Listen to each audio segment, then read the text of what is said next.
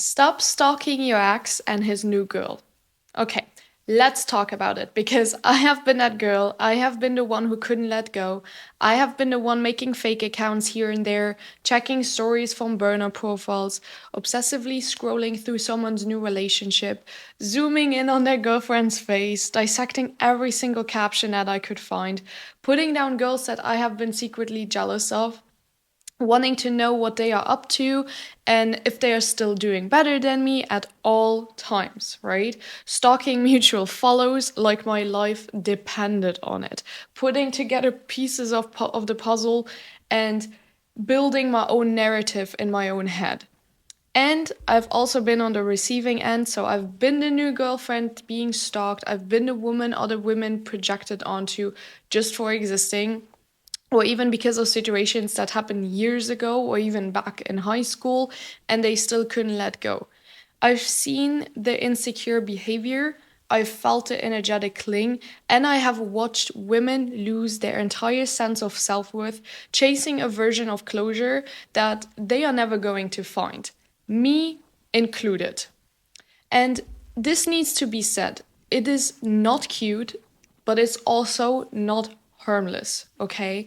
It's not just about curiosity. It is actually you being full on into self abandonment, obsession, leaking your power, leaking your damn persona, okay? Who you are, your whole identity, it's leaking. It's not you. And you cannot say that you're healing while your nervous system is completely dysregulated every single time that you check if he or she is online. You can also not say that you're moving on while you're still watching his new girl story on a fake profile or send your friends to do it, right?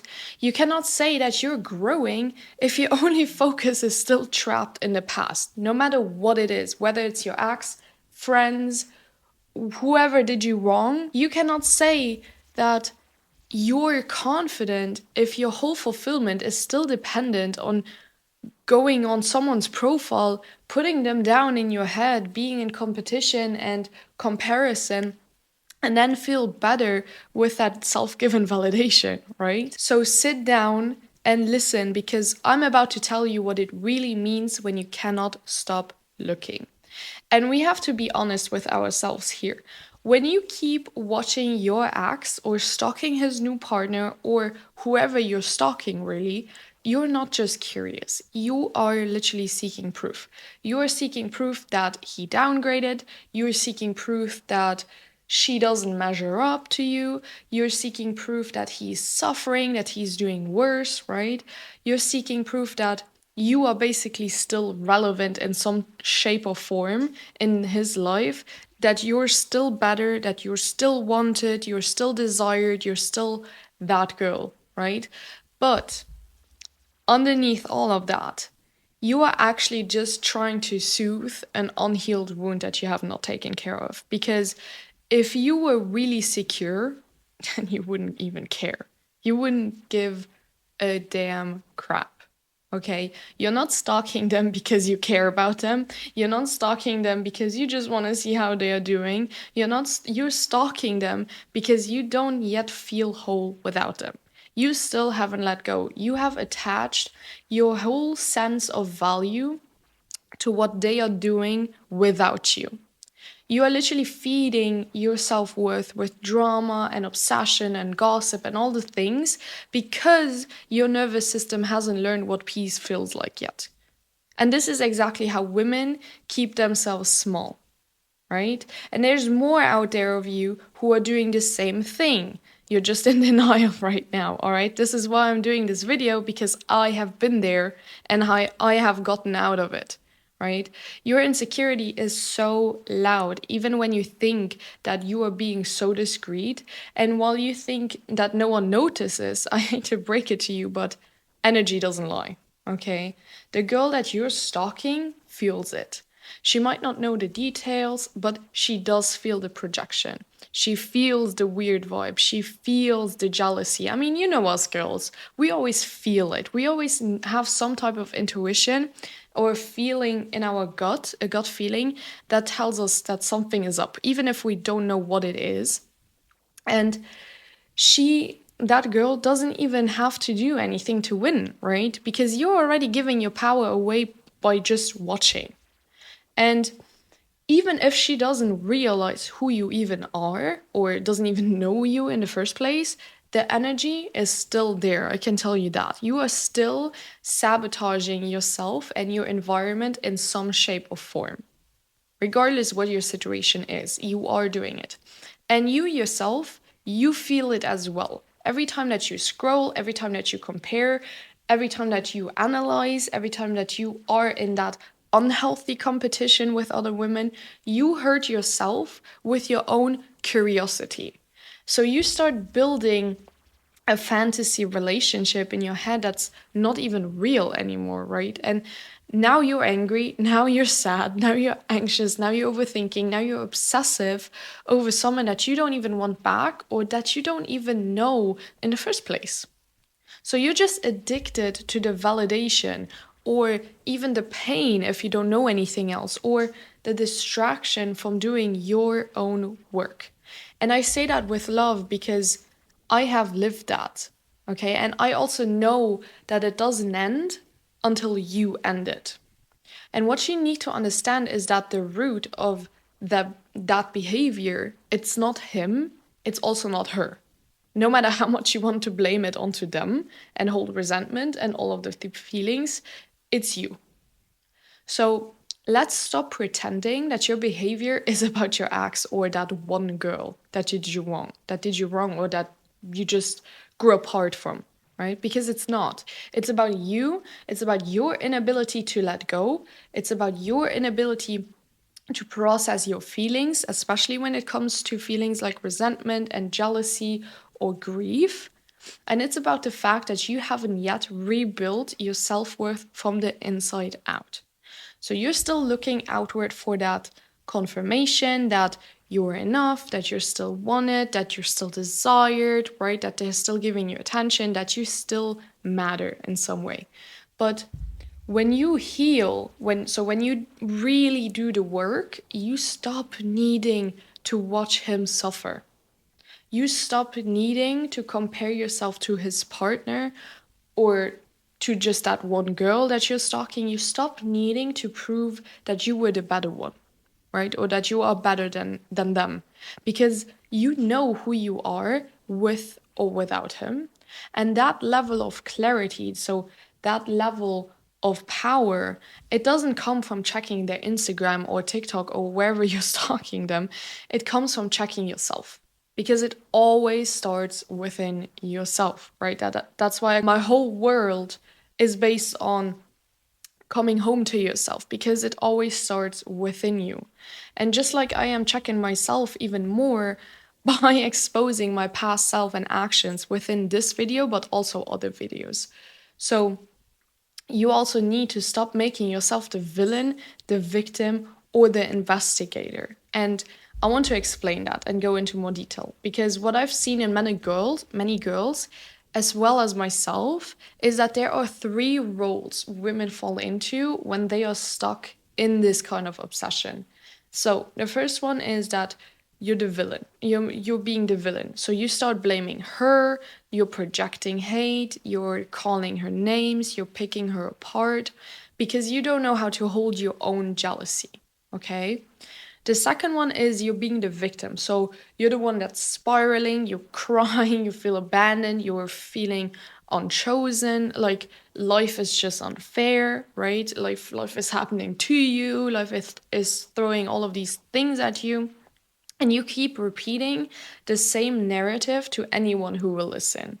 All right. And you're being triggered and cutting everyone off who says the opposite of what you want to hear. Then you're being the investigator. So you go into that detective mode, you stalk, you screenshot, you analyze every little detail and pixel, and you create stories based on things that aren't even true. And none of these make you powerful, right? You think that because they are satisfying you for a few seconds, for a few minutes, for a few days, maybe even a few weeks, but none of them make you powerful. None of them make you magnetic in some way. None of them bring you your peace back, right? That's why you keep spiraling and keep needing that validation, because you don't have peace. It's always going away again. And they keep you trapped in a reality where you are still kind of orbiting around someone who is no longer in your life, or who has never been in your life in the first place. You're not living forward, which means you're living in reverse. And you should know by now that by creating these negative thoughts of the past, you are creating negative feelings of the past. And therefore, you are basically living in the past. All the while, you're in the present, but you are not in the present because you're not even enjoying and acknowledging the present moment.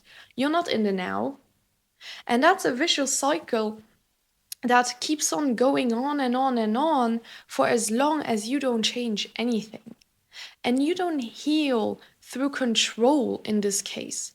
What you heal through is through release. You want to know the truth? Your healing doesn't happen when you find out that she's less pretty, or that he's secretly miserable after all, or that life is treating her badly as well right now. None of this is going to satisfy you. Your healing happens the moment that you choose your peace over your pettiness, the moment that you let go of control. It's the same moment that you stop performing strength and actually build it.